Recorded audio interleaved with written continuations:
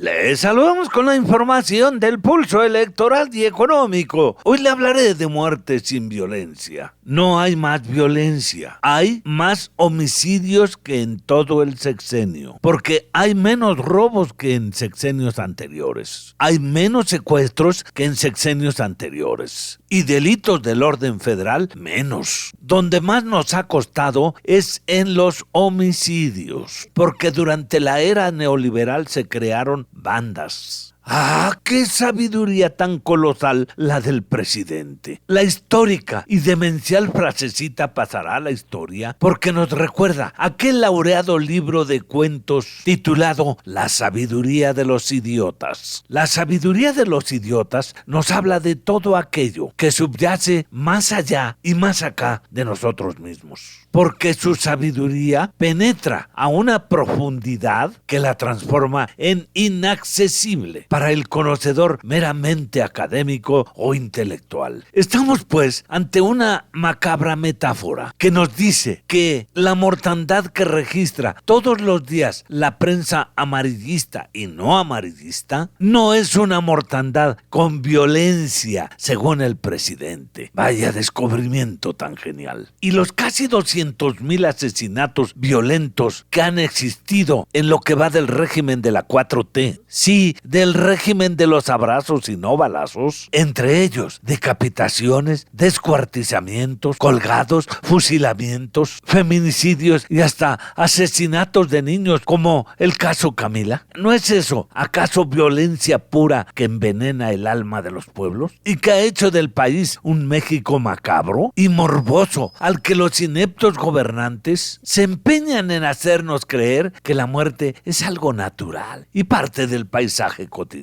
Ay, ¿habremos enloquecido ya los mexicanos para que nos dejemos engañar por semejantes patrañas de AMLO? ¿Que las bandas criminales sentaron sus reales solamente durante la era neoliberal? ¿Y en el régimen de la 4T están asesinando sin violencia? ¿Cómo es posible que este presidente azteca se empeñe en seguir culpando a los gobiernos del pasado y siempre queriendo tapar el sol con un dedo? Si AMLO sabía de ese catastrófico diagnóstico, de cómo estaba el país y de lo que le esperaba a su gobierno, ¿para qué se metió en terreno barrido en las elecciones presidenciales del 2018? A sabiendas de que pasaría la historia como un gobernante inepto, mentiroso, populista, pero que jamás acepta la realidad de la nación, sino que se la pasa echándoles la culpa a sus adversarios. Y la sabiduría popular, que no falla ni mucho menos perdona, nos dice que desde que se inventaron los pretextos, se acabaron los pendejos. O que AMLO es como aquellas malas parteras que le echaban la culpa a todo cuando las cosas les salían mal.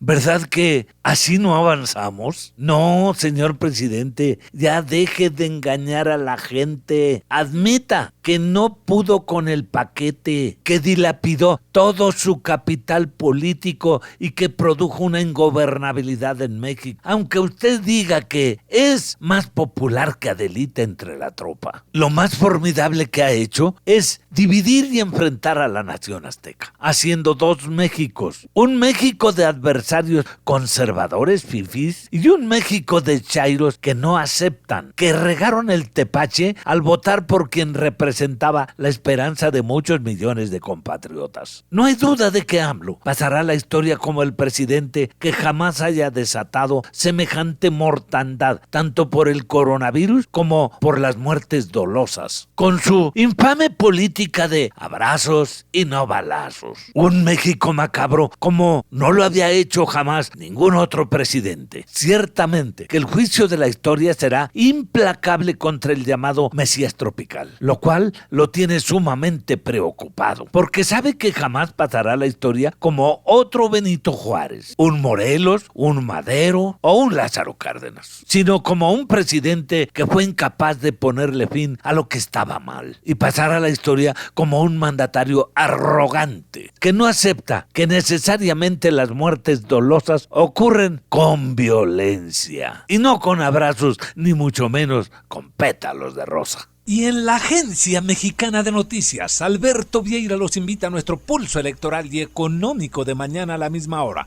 Y les recuerda que la lectura es un alimento espiritual, así que buen provecho.